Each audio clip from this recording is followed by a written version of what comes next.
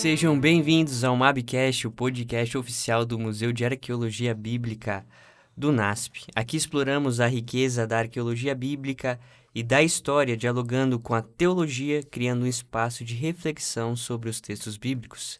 Eu me chamo Igor, sou um dos historiadores do MAB, e eu gostaria de apresentá-los aos meus co-hosts e convidados desse episódio.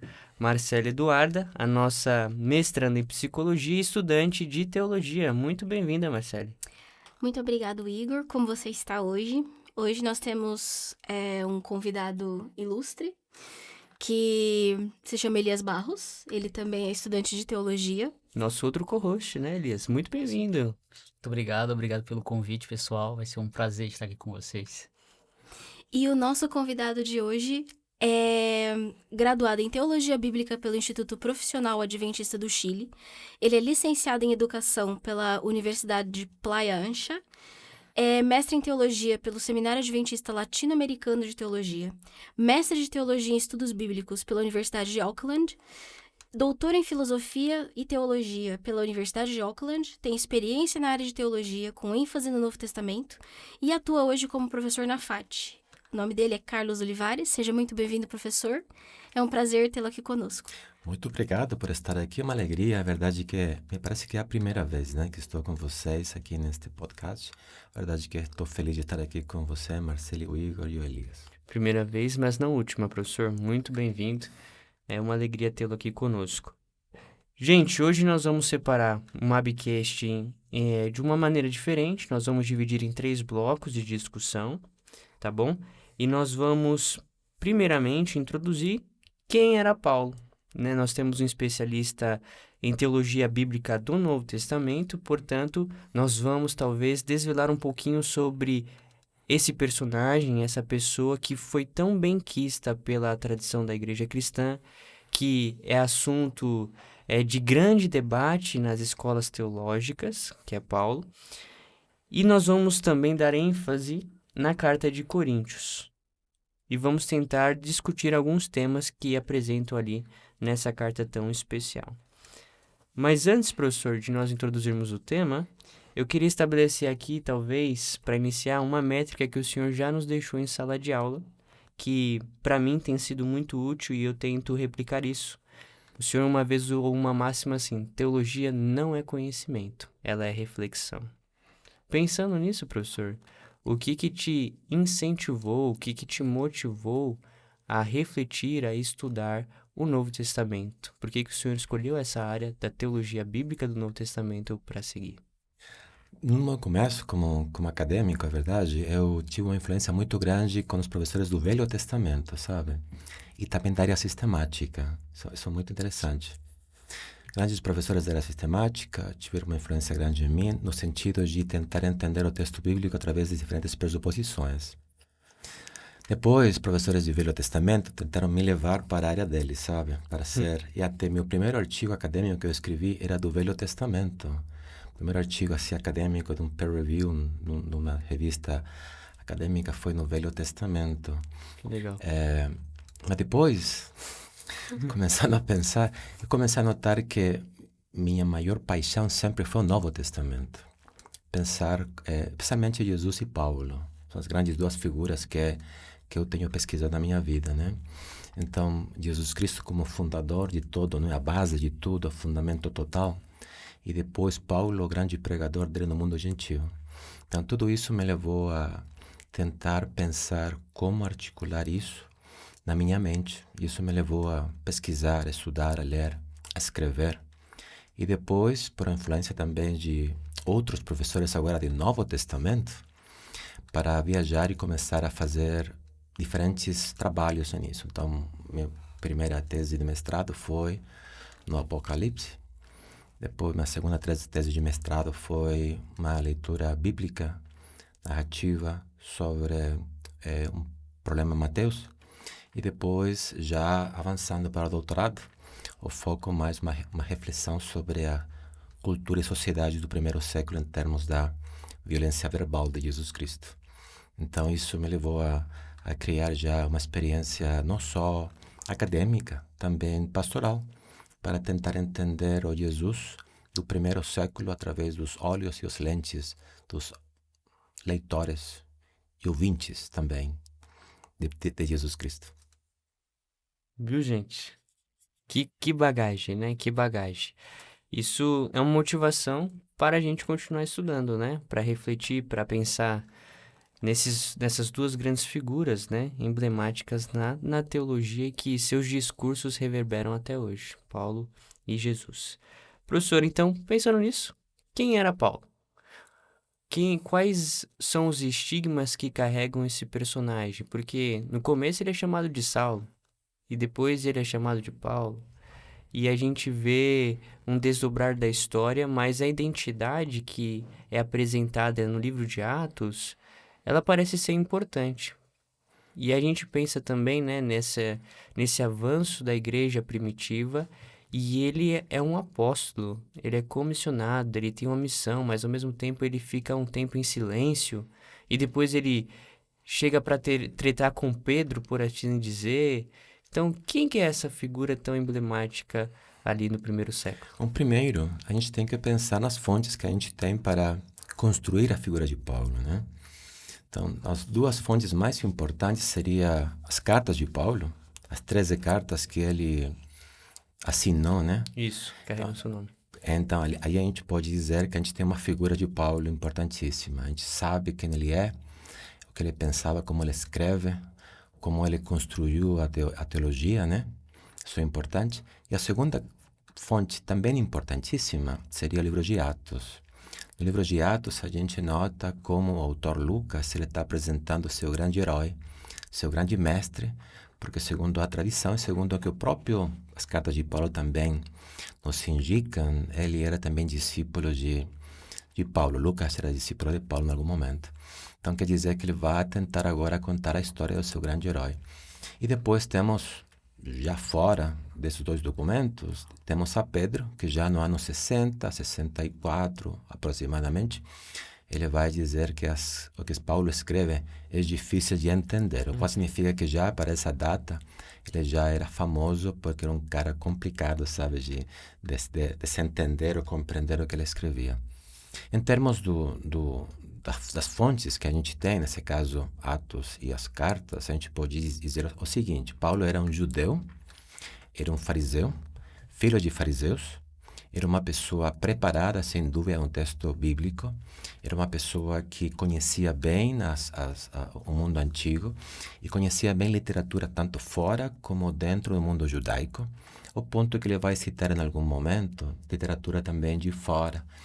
O que é interessante, a gente não tem certeza se ele era um leitor assim aprofundado dessa literatura, ou no mundo antigo existiam também algumas citações, livros com citações, né? Sim. Talvez ele poderia ler também isso, que seriam as catenas, né? As catenas do texto.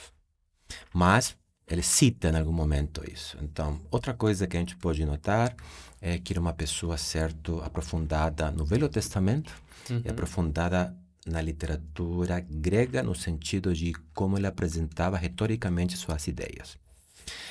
Uma última coisa que eu pensaria que é importante sublinhar é o fato que Paulo foi chamado por Cristo diretamente. Isso é muito importante. No livro de Atos, você vai notar que Jesus, depois de 40 dias, ele vai subir para o céu, né? E a pergunta é, que os discípulos ficam preocupados, né? E olham assim, falam, cadê? E ele fala, vocês vão ver ele voltar do céu. Mas Paulo teve uma experiência distinta. Ele quebrou esse padrão, sabe? Esse padrão. Ele teve uma experiência direta com Cristo, oralmente. Então, quando ele está perseguindo a igreja, Cristo vai convidar ele para ser um discípulo dele, né? Então, agora, esse fariseu, esse fanático do judaísmo que estava perseguindo os cristãos, dentro desse resumo, agora se transforma no grande apóstolo dos gentios. É muito interessante pensar por essa ótica, né, que Paulo, ele recebe esse chamado direto. E o que chama muita atenção olhando para o texto é o fato de Paulo ser um fariseu e possivelmente membro do Sinédrio, que foi exatamente as pessoas que perseguiram Jesus, que muitas vezes são retratados como os vilões dos evangelhos. Quando a gente pensa em Paulo como membro do Sinédrio, ele foi realmente membro do Sinédrio? A participação dele na morte de Estevão, foi ele que liderou a morte de Estevão, ele que deu a ordem?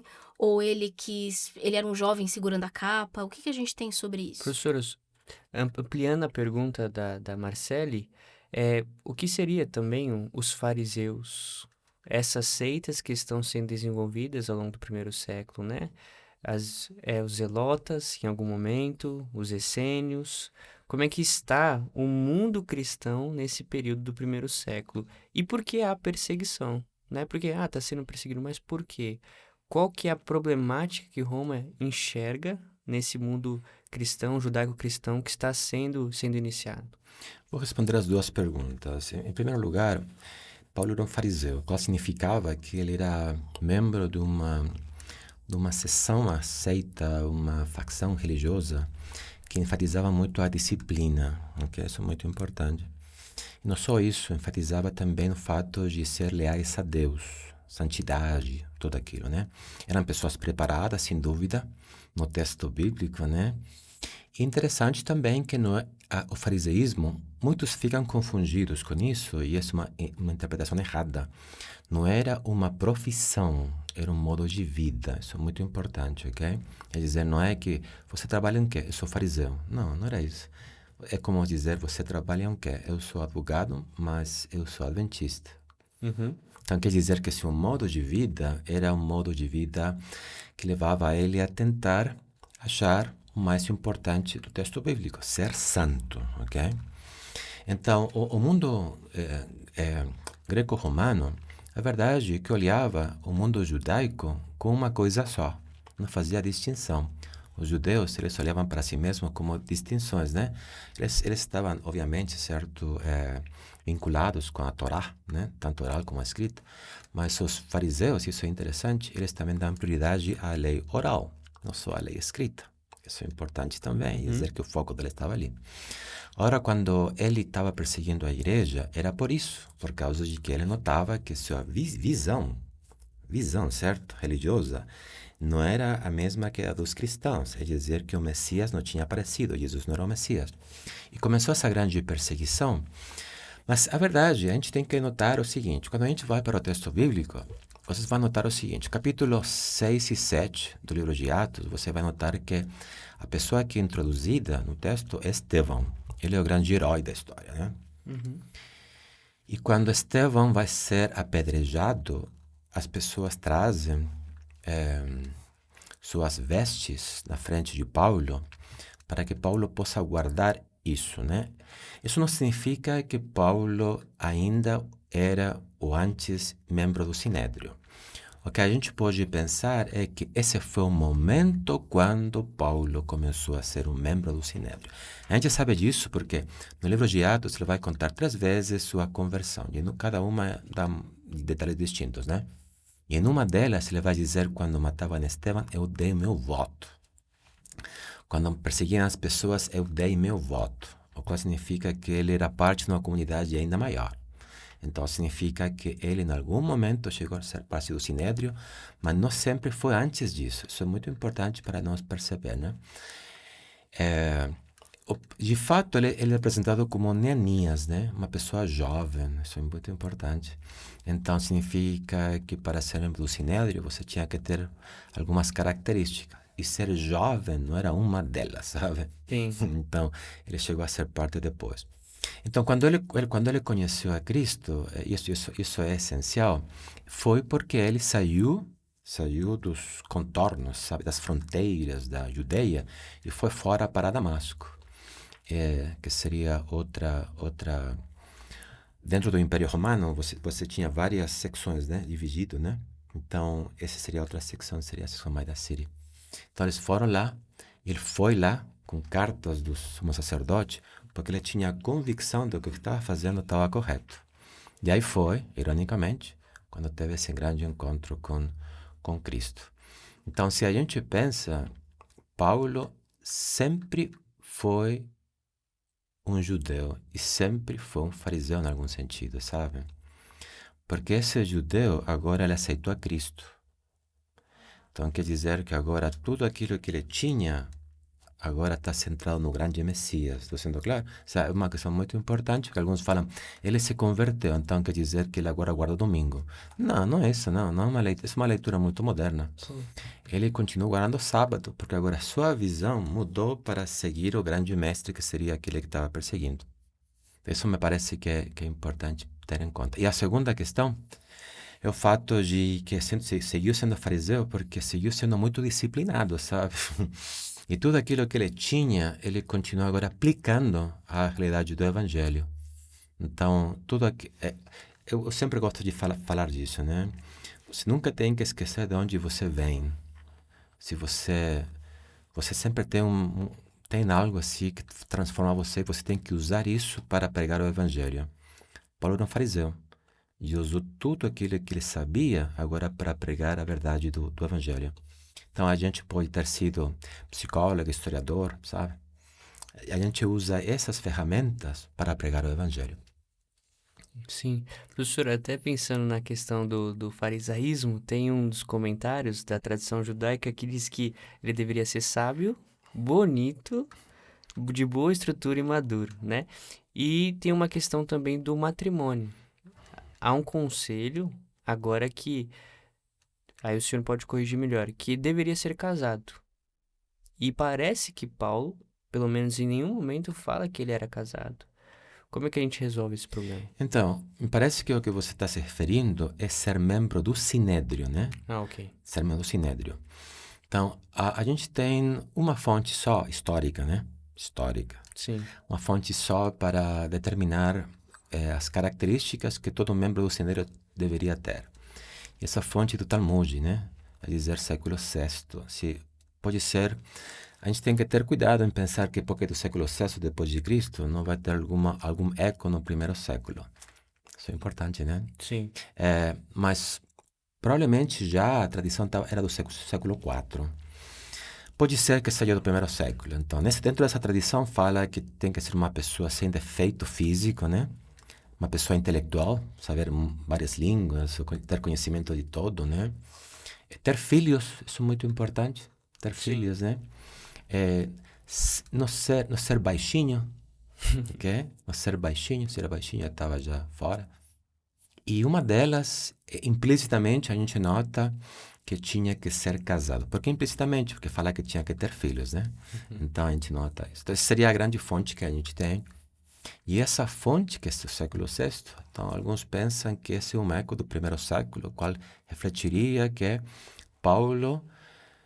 e uma muito importante, eu esqueci dessa. Tinha que ser uma pessoa madura. Não podia ser jovem. Porque o jovem, com o respeito de vocês, né? São pessoas que sentem muito, não pensam muito. Isso é o Talmud, não? Então, quando você vai para Paulo, você vai notar que Paulo, em teoria, a gente nota 3 coisas. Primeiro, era jovem. Era jovem. Por quê? Porque já no ano 60... Se Paulo se converteu no 34, 35, por ali, e no 60, 62, ele escreveu a carta a Filemão, e na carta a Filemão ele fala que ele já era um presbítes, quer dizer que era um ancião, com 60, 50 anos, então, quer dizer que teria que ter sido mais jovem, sabe, antes, né? Então, provavelmente ele tinha, talvez, uns 20, 30 anos, sei lá, por ali, né? Então, ele era muito jovem ainda para ser membro do Sinédrio. Segundo, em nenhum lugar fala que ele era casado, ainda que alguns querem dizer que ele era casado. Em um texto de 1 de Coríntios, capítulo 7, quando ele diz assim, como as viúvas e os solteiros sejam como eu, né? Uhum. Então, alguns falam, viúvo ou solteiro. Você tem 2 opções ali. Sim. Pode ser viúvo. Então, se é viúvo, era casado. Então, tem essa grande disputa. Porém, a gente pode pensar o seguinte, Paulo era uma pessoa extraordinária, uma pessoa com muito conhecimento, etc. Ele poderia ter entrado no Sinédrio sem ter sido casado. Agora, por quê? Porque ele era superior em muitas coisas. Ele era, qual é a palavra? Ele era no topo da classe, sabe? Era o melhor dos melhores. Essa poderia ser uma opção, porque no texto a gente não tem jeito. Você procura e procura e não vai achar, sabe? Era uma exceção, né? Pois é, poderia ser uma exceção que se fez com ele. Isso seria uma especulação, sabe? Teoria. Alguns pensam que casou muito jovem, a mulher deixou ele porque conheceu o Evangelho. Novamente, Se você vai ser membro do Sinédrio, ok, casado, casou jovem, mas cadê os filhos?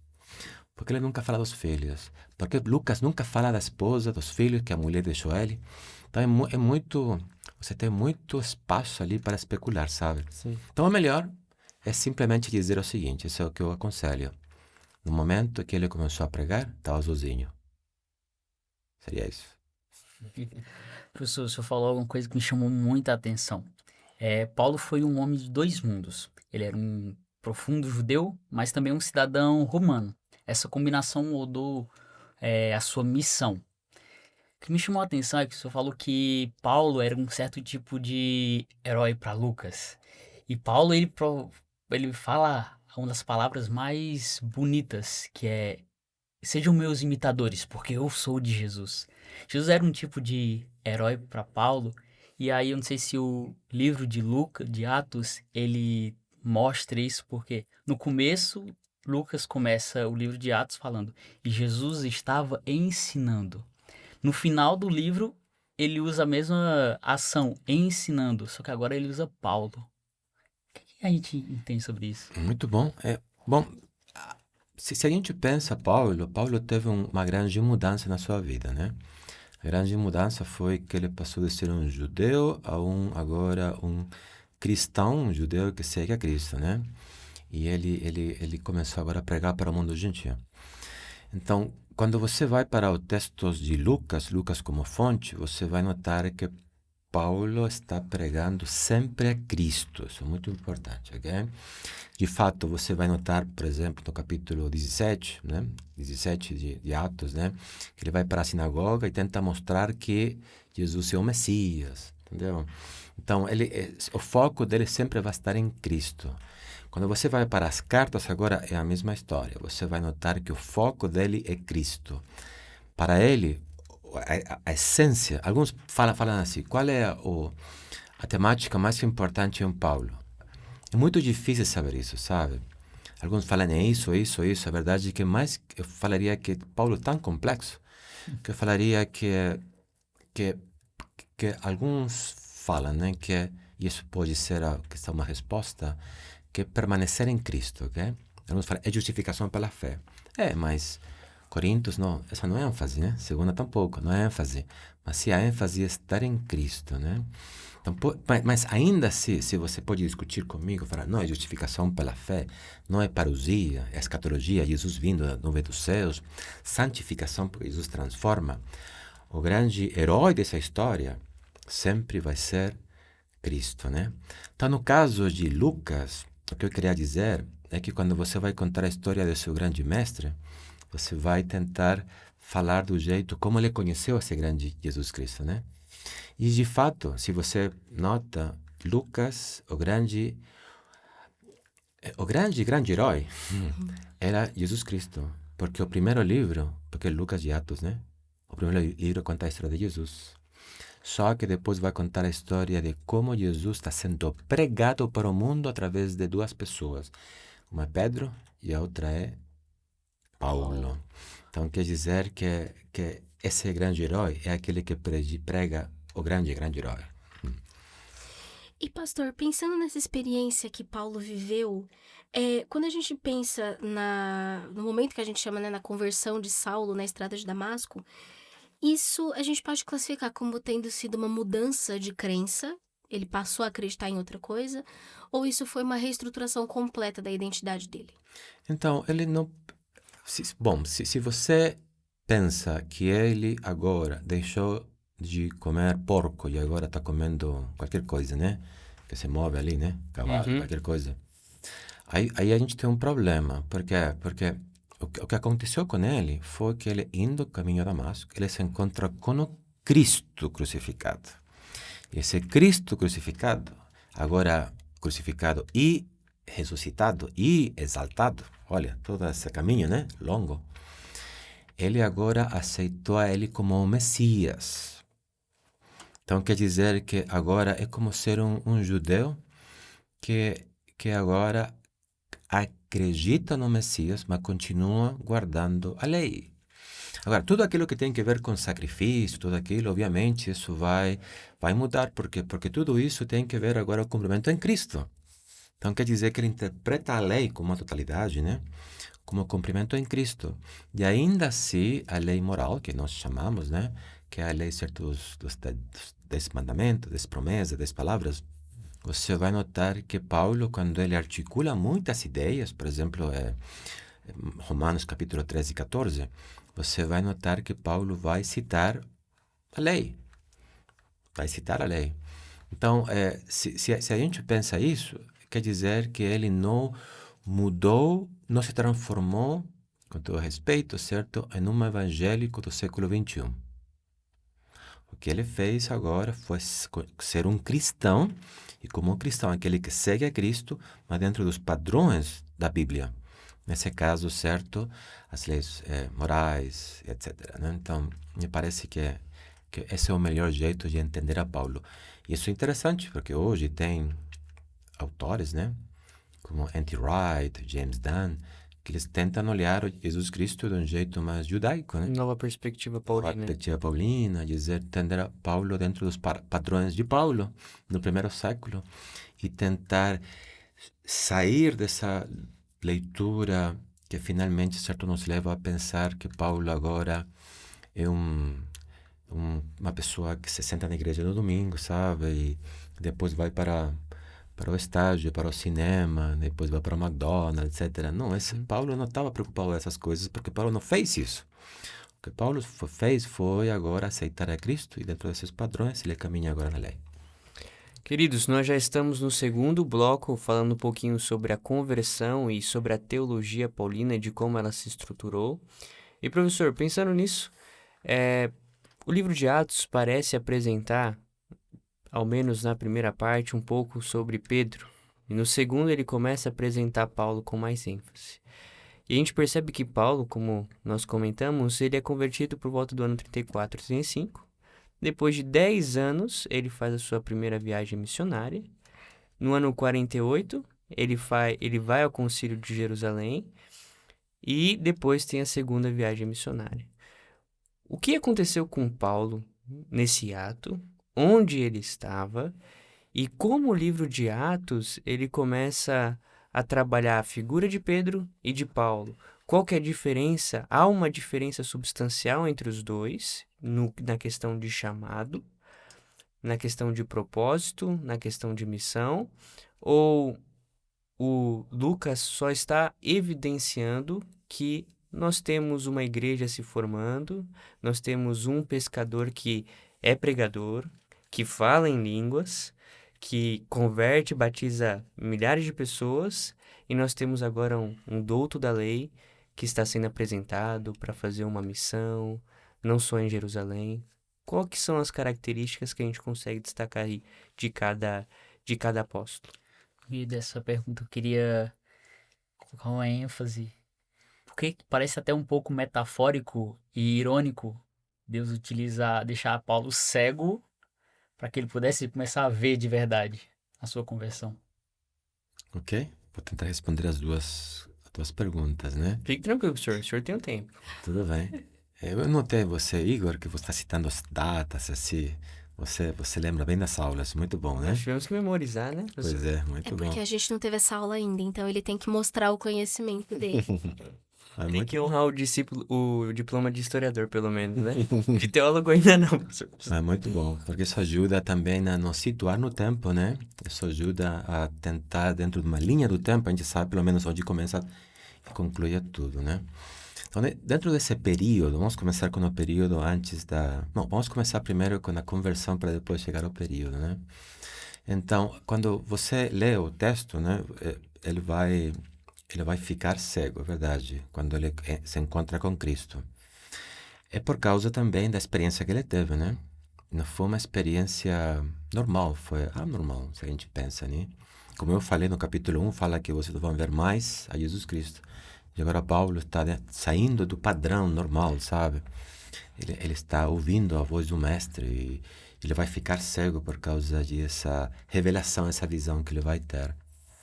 Então Paulo vai ficar cego por 3 dias, ele não vai comer, não vai beber nada. Ele vai jejuar totalmente, como um bom judeu, como um bom fariseu, né? Porque ele está complicado, sabe? Na mente, né? Está complicado na mente. Então, quer dizer que se você vai para o texto, você vai notar que depois, dentro desse período, desses 3 dias, né? Ele vai ressuscitar, né? Ele vai ressuscitar. E ele vai ser batizado. Isso é interessante. Quando ele é batizado, ele vai confessar que Jesus é o Messias, né? Confessando ao Cristo, né? Então, se você vai notar, e isso é importante, se tem alguma noção literária sobre o fato de que ele ficou cego, é possível, mas talvez a gente tem que pensar também que foi um evento realmente histórico, sabe? Histórico. Ele que ficou cego por causa de que ele teve um encontro pessoal com o grande Deus, sabe? O grande Messias. Mas se a gente pensa em termos certos da estrutura do texto, a gente pode pensar o seguinte. Ele sabia muito. Era uma pessoa... era um erudito, né? Erudito em muitos sentidos. Era uma pessoa comprometida, etc. Mas faltava uma coisa para que ele tivesse sentido encontrar-se com Cristo. Então, o fato de ficar cego, muito se interpreta no sentido de que esse foi o batismo intelectual que ele teve, sabe? Uma coisa foi o físico, né? Que ele foi batizado, seus pecados foram perdoados, nova pessoa, entrou dentro da comunidade de Cristo. Mas talvez teve um batismo de tipo acadêmico, sabe? Então ele fica cego para saber que tudo aquilo que era antes, ele tinha que ver agora através de outros olhos, né? Nesse caso, essa grande revelação que teve com Cristo. Agora, dentro do período que ele passou, bom, o livro de Gálatas dá algumas dicas, né? Ele vai para o deserto, ele estuda o texto bíblico, ele cresce em relação ao texto bíblico, ele começa a refletir naquilo que ele sabia. Isso é muito importante, porque você pode saber muita coisa, mas você precisa de direção. Então, agora, Paulo, tudo aquilo agora gira em torno a Jesus Cristo, sabe? Tudo aquilo que ele sabia agora está tudo vinculado com ele. E isso leva tempo. Eu sempre falo para meus estudantes de teologia, olha, vocês vêm aqui e vocês estudam 4 anos. Em 4 anos, você tem várias opções de vida, né? Continuar sendo aquilo que você era, sendo ignorante das coisas que você não conhecia. Você vai saber muito, reflexão é uma delas, você começa a refletir, a pensar, a saber. Mas uma muito importante é que aquilo que você sabia agora é reestruturado. Essa é a ideia, né? Reestruturado. Então, já pensou uma pessoa que é erudita já, que já sabe muito, você precisa de um tempo ainda mais, sabe? Uhum. Então, Paulo, ele vai voltar agora do deserto e depois de um período que a gente não sabe, ele vai ir de volta para Tarso, sabe? Onde ele era. E ele vai ficar um bom tempo lá. A gente não sabe o que ele estava fazendo. Então, Barnabé, o texto bíblico diz, capítulo 11 de Atos, né? Ele vai lá, ele vai trazer de volta a ele, né?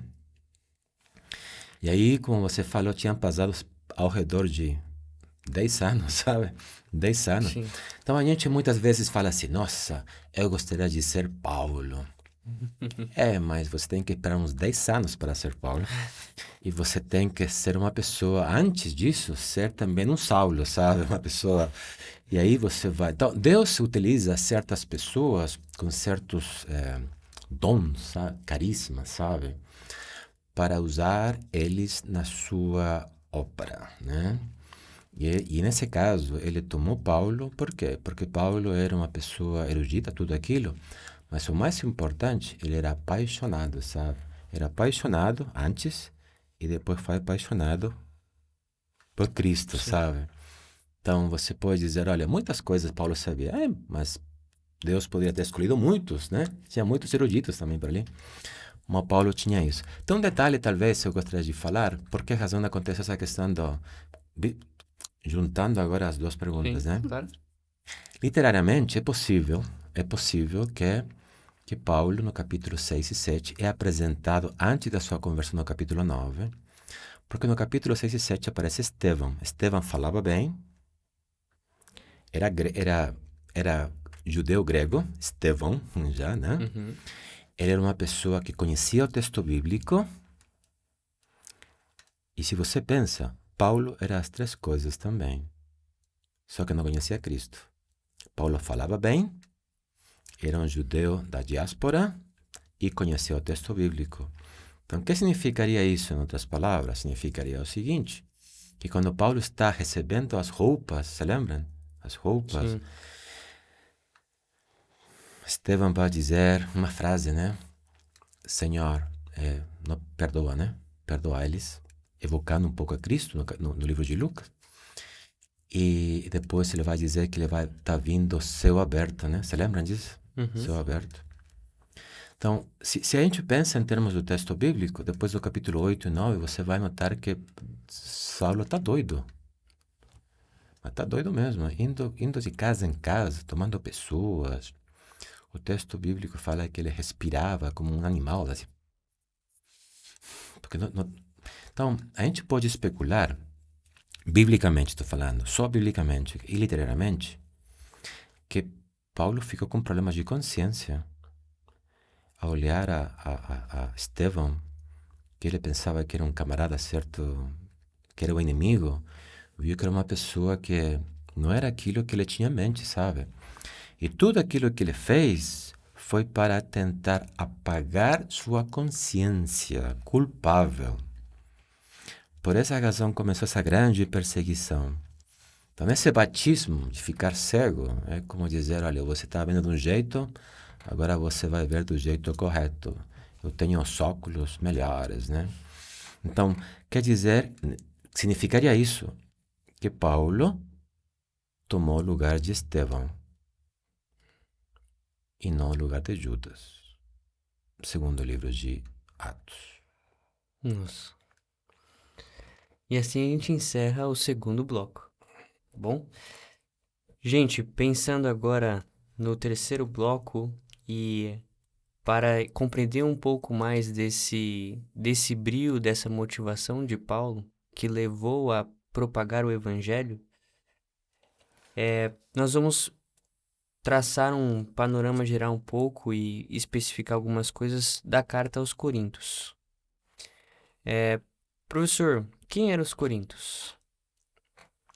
Bom, eram cidadãos de uma cidade ubicada na região da Acaia, da Grécia Antiga, e que era a cidade de Corinto, uma cidade que foi construída em duas partes, né?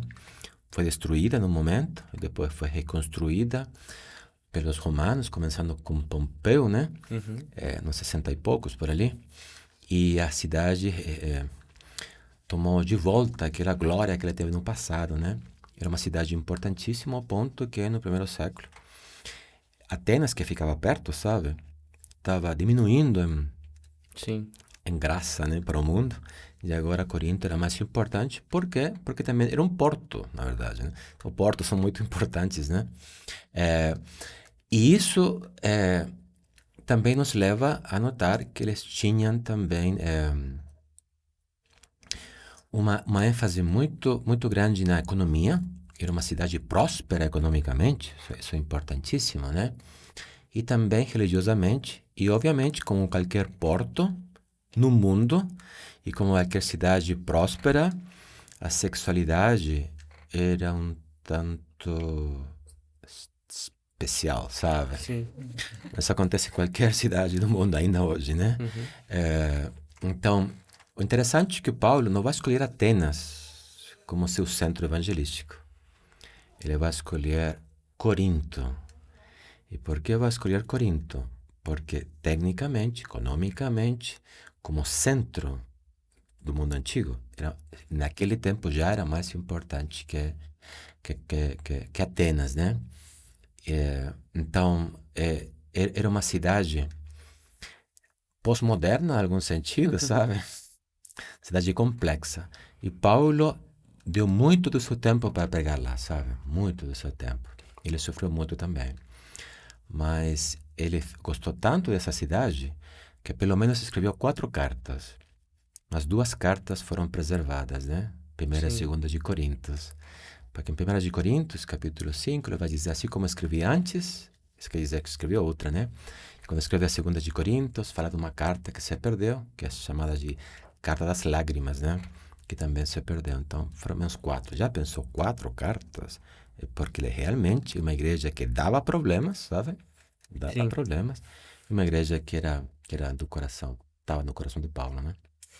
E, professor, pensando nisso, de que forma o contexto dessa cidade acabou influenciando na escrita de Paulo, os problemas, né, que tem nessa cidade e como que Paulo abordou eles na carta? Professor, deixa eu só tentar somar aqui. Teve uma vez que eu fui fazer um sermão sobre 1 Coríntios, capítulo 9, sobre a corrida cristã.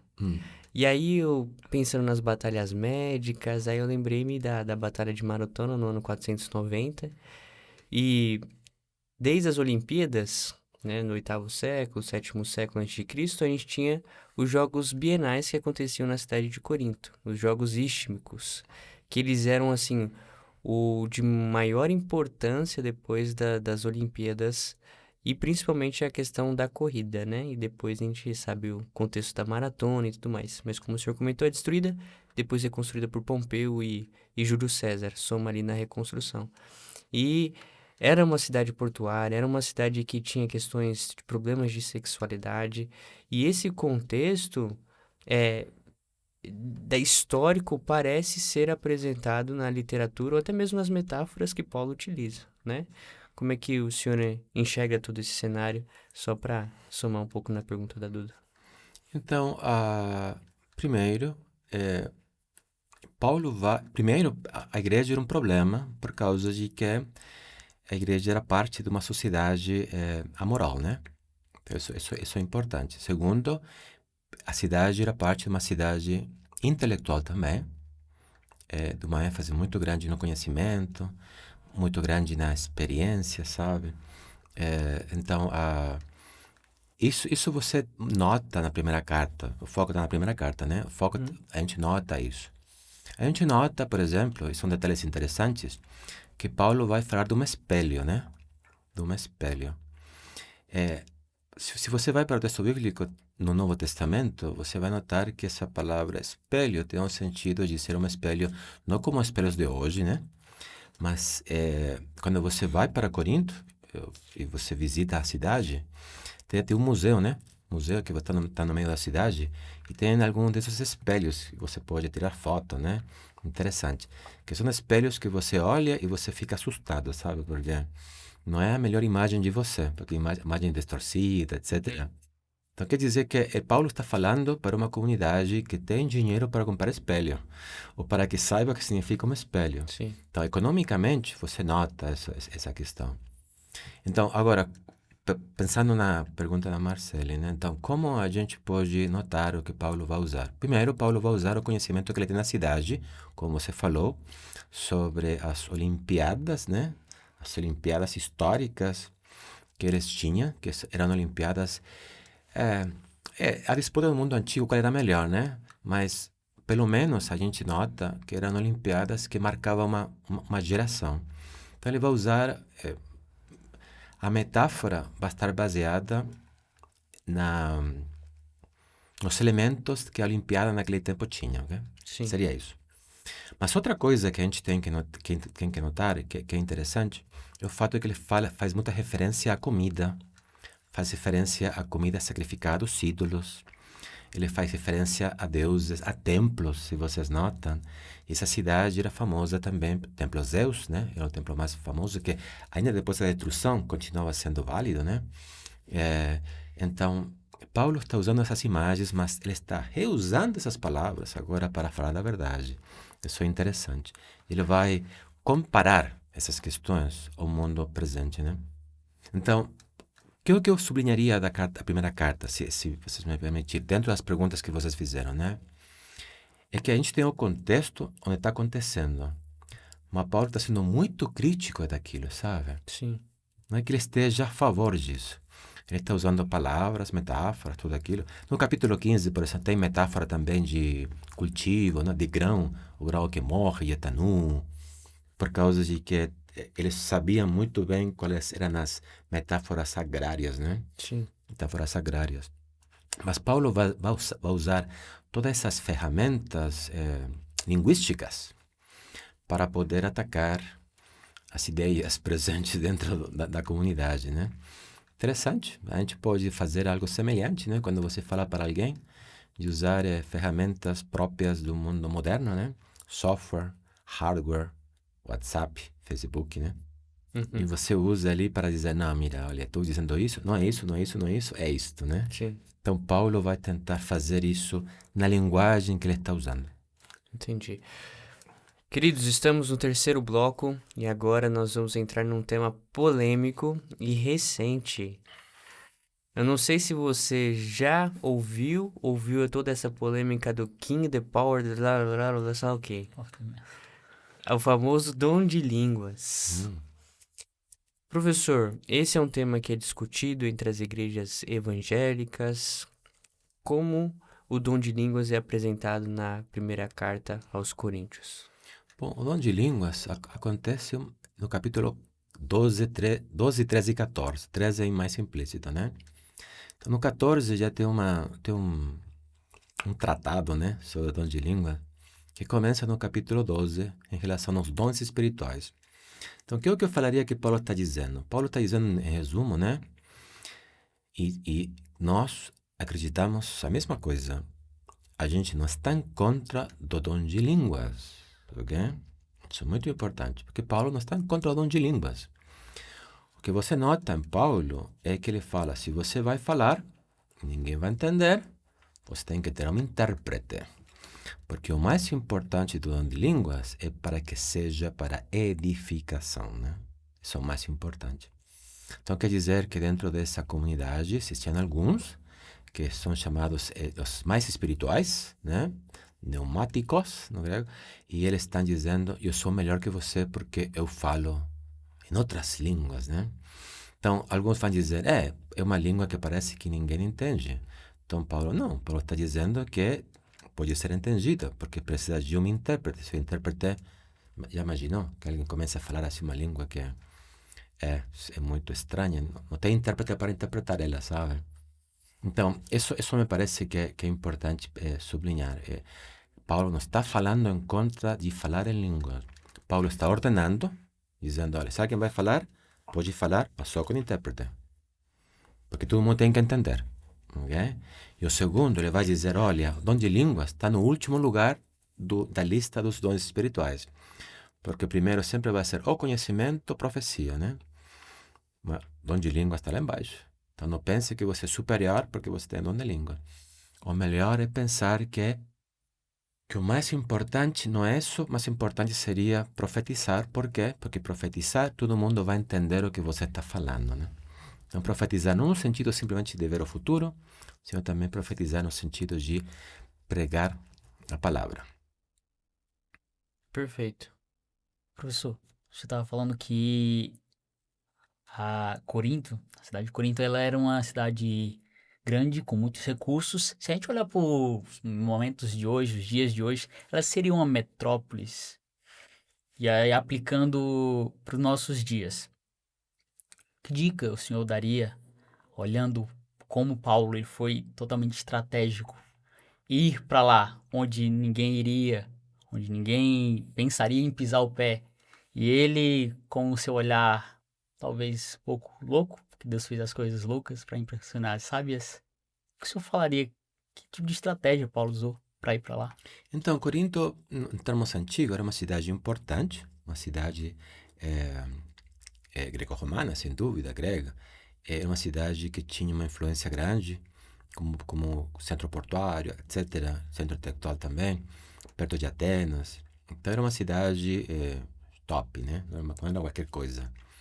Paulo, se você pensa bem nas cidades que ele tentou sempre se focar, eram cidades importantes. E por quê? Não era porque ele pensasse que as cidades mais pequenas não eram importantes. Era por uma questão estratégica no sentido de que de uma cidade importante, depois você pode ir para as menos importantes. Você primeiro conquista e cria uma igreja mãe, né? Então, e dali você vai pregar para outras. Então, isso é o que Paulo fazia. Então, essa é a estratégia que a gente tenta ter e que a gente teve até agora. Se você pensa, nossa igreja começou em cidades como New York, sabe? Nova York. E dali foi para outras cidades mais pequenas. Então, a gente sempre, em termos da estratégia que você pergunta, começa com lugares maiores para dali ir para lugares que são menores. Porque já tem mais gente para ganhar, tem mais discípulos para enviar, e eles podem ser multiplicados. E eles podem ir e começar a pregar em outros lugares. Professor, vamos fazer um exercício de análise textual. Eu acho interessante a gente ler o capítulo de 1 Coríntios 13 e, se assim for interessante, o senhor pode extrair algumas lições, porque acho que aqui também ela entra na temática das línguas, mas só que Paulo parece apresentar outras questões que podem ser muito pertinentes para nós hoje, né? Então, você, leitor, se quiser abrir a Bíblia conosco agora em 1 Coríntios capítulo 13, você pode acompanhar a leitura. E o verso 1 diz assim: Ainda que eu falasse as línguas dos homens e dos anjos e não tivesse amor, seria como metal que soa ou como o sino que tine. E ainda que tivesse o dom de profecia e conhecesse todos os mistérios e toda a ciência, e ainda que tivesse toda a fé, de maneira tal que transportasse os montes e não tivesse amor, nada seria. E ainda que distribuísse toda a minha fortuna para sustento dos pobres, e ainda que entregasse o meu corpo para ser queimado e não tivesse amor, nada disso me aproveitaria. O amor é sofredor, é benigno, o amor não é invejoso, o amor não trata com leviandade, não se ensoberbece, não se porta com indecência, não busca os seus interesses, não se irrita, não suspeita mal, não folga com a injustiça, mas folga com a verdade. Tudo sofre, tudo crê, tudo espera, tudo suporta. O amor nunca falha. Mas havendo profecias, serão aniquiladas. Havendo línguas, cessarão. Havendo ciência, desaparecerá. Porque em parte conhecemos e em parte profetizamos. Mas quando vier o que é perfeito, então o que o é em parte será aniquilado. Quando eu era menino, falava como menino. Sentia como menino, discorria como menino. Mas logo que cheguei a ser homem, acabei com as coisas de menino. Porque agora vemos por espelho em enigma, mas então veremos face a face. Agora conheço em parte, mas então conhecerei como também sou conhecido. Agora, pois, permaneçam a fé, a esperança e o amor. Estes três, mas o maior destes é o amor. Professor, quais são as lições que nós podemos extrair desse capítulo? É interessante que na minha tradução está caridade. Eu não sei qual talvez seja a tradução melhor, mas o que o senhor enxerga que pode ser aplicado na nossa relação, nos relacionamentos, porque geralmente esse texto é utilizado para relacionamento, né? Eu estava lendo aqui e eu lembrei de algumas frases de Shakespeare, inclusive, eu falei, nossa, Shakespeare deve ter copiado de Paulo, só pode. Mas ela é só na questão do relacionamento, se aplica a Jesus e à igreja, ou é uma declaração de amor de Paulo mesmo, assim, olha, isso aqui é isso aqui, e eu faço as coisas por amor. Como o senhor enxerga? Bom, primeiro a gente tem que pensar que o texto parte de um texto maior, né? Nesse caso, tudo começa no capítulo 12, como eu mencionei. E no capítulo 12 ele está falando dos dons da igreja. E os dons da igreja são presentes do Senhor. Então, quer dizer que a igreja estava com problemas de dons espirituais, porque alguns pensavam que o maior deles seria falar em línguas, coisa que ele vai falar no capítulo 14, né? E ele vai listar, como eu já falei, no capítulo 12, o dom de línguas no final, o penúltimo, porque o último seria interpretação, ok? Então, os dois estão juntos. E dentro desse contexto, ele vai começar a falar, certo, no verso 27 do capítulo 12, ele vai começar a fazer perguntas retóricas. O que significa retórico? Que eu pergunto e eu espero que você responda. Mas do jeito que ele vai perguntar, usando o texto grego, lendo o texto grego, ele vai perguntar e você tem que responder não. Isso é interessante. No português é mais difícil fazer isso, mas no grego você pode fazer isso.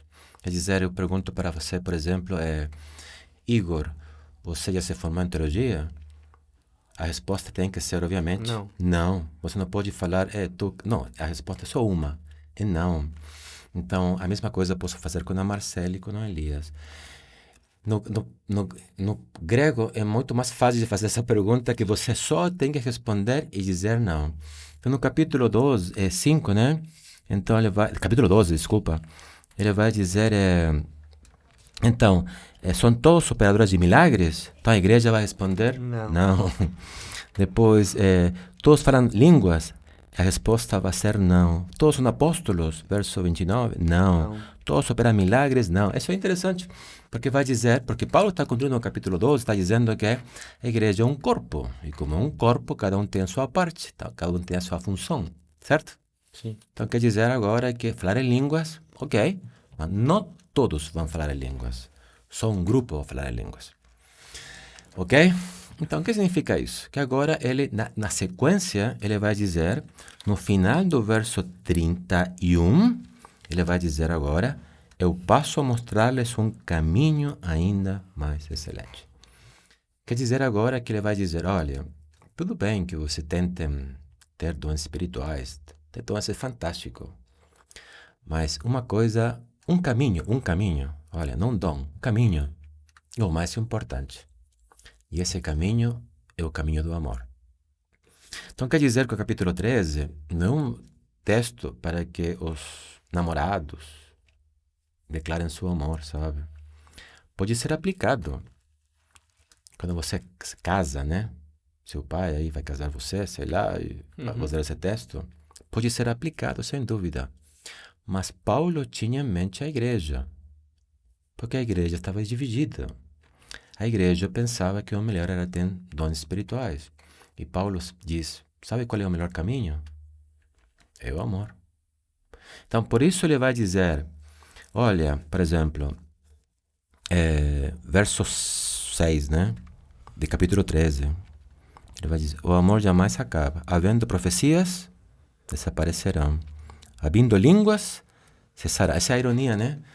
Porque falam assim, falar em línguas é melhor. Eu sou melhor que você porque eu falo línguas. E ele vai falar, mas um dia isso vai Acabar. Vai acabar. Havendo ciência, passará. Porque nosso conhecimento hoje é incompleto. Então, Paulo está usando uma lógica, dizendo, olha, pensa bem no que você está pensando. Você está viajando, sabe? Você pensa que é superior? Não, o melhor é o amor. Tudo isso que você tem agora, um dia vai passar. Então, o argumento, a verdade, não é um argumento de um amor sentimental. Se você me perguntar se Paulo define aqui o amor, me parece que teologicamente a gente tem que ter cuidado em tentar definir algo, sabe? Porque a palavra amor, mais que ser definida, tem que ser mostrada, né? E se você nota, Paulo vai dizer, olha, o amor não é assim, o amor não é assim, o amor não é assim, o amor não é assim, o amor é assim, o amor é assim. Então, se você vai para um dicionário e você vai dizer o que é amor, então vai dizer o que é. Deus vai dizer, olha, você sabe o que é amor? E a gente cita esse texto de João 3,16, tão lindo, né? Ele diz, Deus amou o mundo de tal maneira, ok, tudo bem. Você fala, esse é o amor. Não. O que seria o amor? Que Deus deu seu filho unigênito.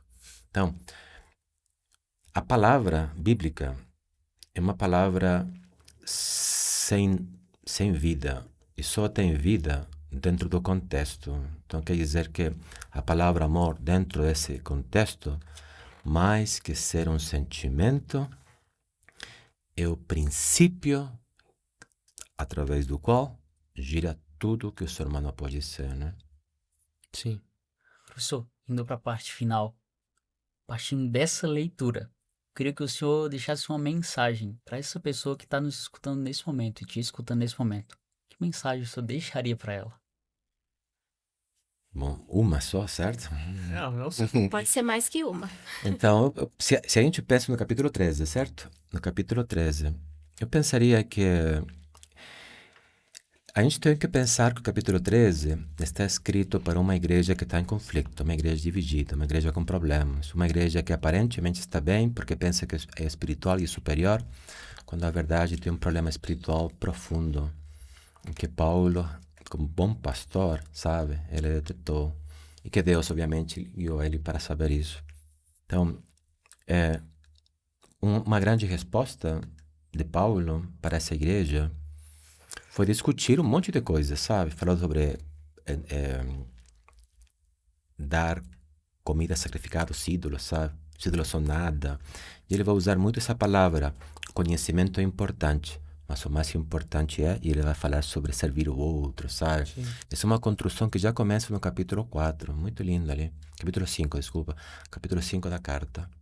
Então aqui ele vai chegar e vai falar, ok, olha, o que é o mais essencial aqui numa igreja?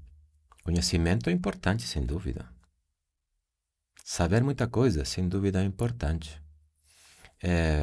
Ser um grande pregador é, sem dúvida, muito importante, sabe? Uma igreja conhecida dentro de uma cidade importante como São Paulo, Rio, sei lá, e outras mais, né? É importantíssimo. Mas se essa igreja não tem amor, não é nada. Então, você pode aplicar isso para seu casamento, tudo bem. Mas Paulo não está pensando nisso. Sim. Paulo está pensando na igreja. Uma igreja sem amor não é nada. Isso eu pensaria o primeiro. Segunda coisa que eu pensaria é que você tem que refletir como Paulo contrasta algumas coisas. No verso 4, disse, o amor é paciente, não tinha paciência na igreja. É bondoso, não tinha bondade na igreja. O amor não tem ciúmes, que é o que tinha na igreja. Ciúmes, né? O amor sem vaidece, que é o que tinha na igreja, vaidosos, não orgulhoso, e etc. Então, Paulo está dizendo, olha, isso é amor, né? Você pode falar em quanta língua você quiser, né?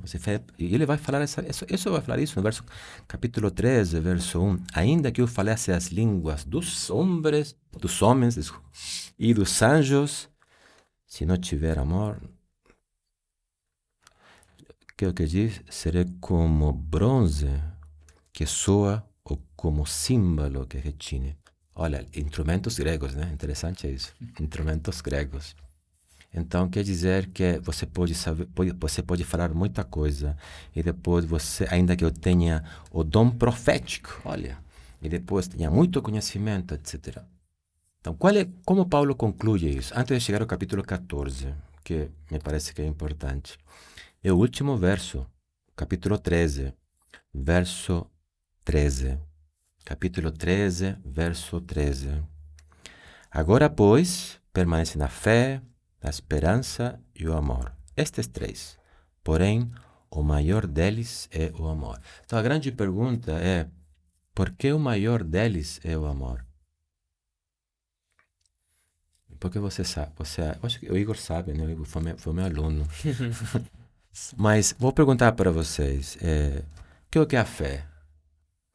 A gente vai precisar fé quando a gente chega ao céu e o Senhor venha por nós e sejamos com Ele. Se a fé é aquilo que eu não vi, aquilo que eu estou aguardando, sim, a gente vai precisar de fé? Não. E Paulo vai falar, ainda que você tenha fé para falar desse monte, vai para outro, se não tiver amor não é nada, né? Depois vai falar, permanece a fé, a esperança. O que é a esperança? Essa ideia de esperar. Então, esperar o retorno, esperar muito bom. o mundo justo, enfim. Então, você está com um problema, você fala, um dia isso vai melhorar, né? Porque um dia Jesus vai voltar. Mas quando Jesus voltar, que esperança você vai ter? Já Jesus voltou. Não precisa. Mas qual é o único princípio que sempre vai ter? O amor. O amor. O amor. Então, Paulo diz, olha, você pode desejar muita coisa, mas o que mais você tem que desejar sempre vai ser o amor, porque ele nunca vai desaparecer. E esse foi o podcast de hoje, gente. O amor é isso, né? Na carta de Paulo ele nos implica ou ele nos impele a fazer algo para ser definido, né? E a gente só consegue fazer algo com amor se a gente se concentra ou se a gente se relaciona com essa pessoa que Paulo apresenta com tanto amor que é Cristo. Professor, muito obrigado pela conversa de hoje. Foi muito aprendizado, eu tenho certeza que... Eu tô vendo aqui o rostinho da Duda e do Elias. Estão chocados, mas no sentido positivo. Muito obrigado por aceitar o nosso convite. A gente te espera ver aqui mais vezes. A gente sabe que o senhor agora está indo fazer seus estudos pós-doutorais em Cambridge. Então, que o senhor leve esse amor que o senhor tem pela palavra, né, nos seus estudos, nos seus ensinamentos por lá também. Muito obrigado. E, queridos, obrigado pela conversa de hoje. Esperamos que você continue nos acompanhando nessa jornada. Professor, o senhor quer dar um tchau para os nossos ouvintes? Foi um prazer estar com vocês, com a Marcele, o Igor e o Elias. E um prazer também estar com aqueles que nos escutaram também. E esse foi um Mabcast cheio de teologia bíblica e de muito amor. Deixe o seu like, compartilhe com quem você ama e até a próxima.